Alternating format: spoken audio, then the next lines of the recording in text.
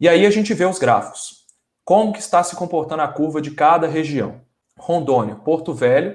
Então a gente vê que a curva ela teve um pico, ela desce até mais ou menos 5 casos por 100 mil habitantes, o que é muito, tá? Acima de 1 caso por 100 mil habitantes de síndrome respiratória já é bastante. Então, realmente, eles estacionaram num patamar que é elevado e a gente está falando de uma subida provável. Por que, que o azul está subindo e o preto está em estabilidade? O preto, pessoal, lembro para vocês, é o que mostra no jornal toda semana, todo dia. A gente tem que olhar para o azul, que corrige o atraso. Então, o que a gente está vendo, na verdade, é uma subida dos casos, e isso vai aparecer no jornal em alguns dias, mas é o que está acontecendo hoje. Então, essas cidades deveriam estar tomando, essa cidade, né, deveria estar tomando medidas de contenção desse aumento, e não estabilidade, tá bom? Quando a gente vê no curto prazo, né, que são as bolinhas aqui embaixo, a gente vê como que caminhou, tá? Então, no curto prazo, a tendência é de estabilidade, né? E no longo prazo, isso também acontece. Então, vai subir um pouco, mas vai estabilizar. O que, que vai garantir que vai subir ou descer? Né? Nada é garantido, mas o que, que vai tender a subir ou descer?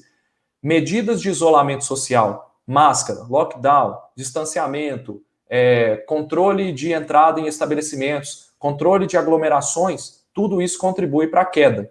Então, se você implementa essas medidas, hoje, por exemplo, o que a gente vê é que há uma tendência dessa curva tender para baixo.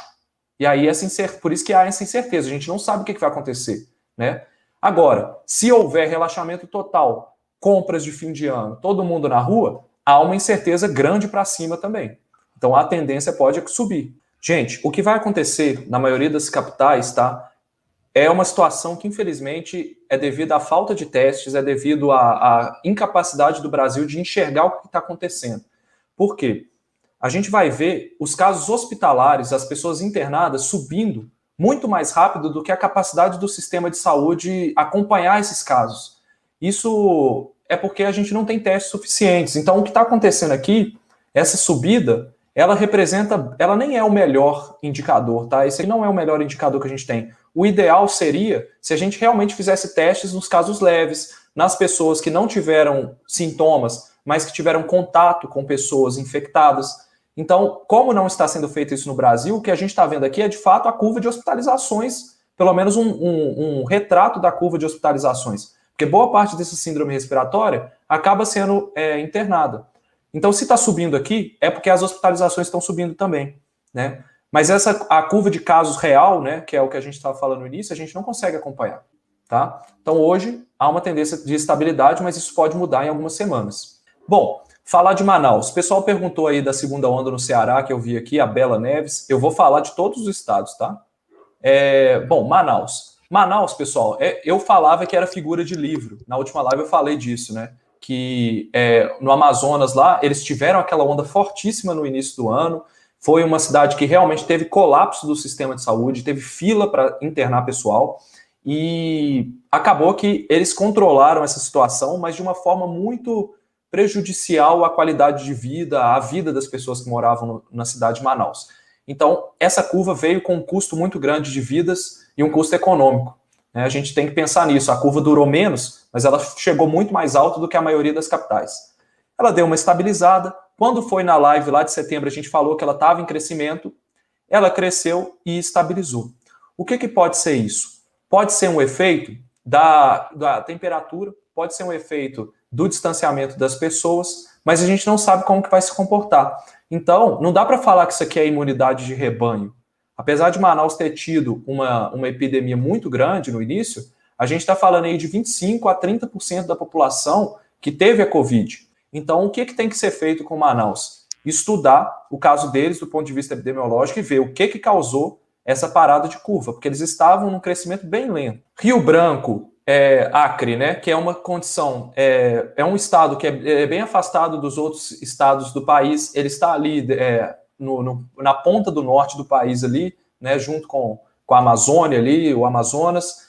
É um estado interessante porque ele tem Rio Branco como a sua maior cidade e você tem cidades espaçadas, né, com uma condição muito rural até hoje, né? Então, o estado do Acre é um caso interessante para a gente avaliar, porque a cidade de Rio Branco, ela representa bem como que é a dispersão urbana da Covid, mas a gente não sabe como que está se comportando a Covid na parte mais de menor densidade demográfica. Mas, de qualquer forma, ela também tem um aumento de curva, né? Só que a incerteza é muito grande. A gente vê esses picos para cima e para baixo aqui. Isso aqui pode ser várias coisas. Pode ser por pouco caso entrando no sistema, pode ser por atraso de casos também. E isso gera um problema, porque a gente não tem tanta certeza do que está entrando aqui. Então a gente tem que avaliar se isso é devido a um atraso ou porque não tem internet nas unidades de saúde. Pode ser por N motivos, mas provavelmente é porque os casos estão entrando atrasados ou porque tem poucos casos, né? Mas é uma curva que está em ascensão. Da mesma forma, Roraima, Boa Vista, né? A gente tem aqui uma tendência de queda no longo prazo, mas é porque ela já fez o que é chamado de repique, né? Que é a subida, não é uma segunda onda, porque não se comportou como uma segunda onda, e ela vem caindo. Mas será que essa queda é por causa do atraso da entrada dos dados? Porque aqui ele está corrigindo, mas às vezes o atraso é tão grande que nem o modelo consegue corrigir. Então tem que avaliar isso, né? Bom, Belém do Pará, né? Teve um pico grande, estabilidade, e agora permanece em estabilidade.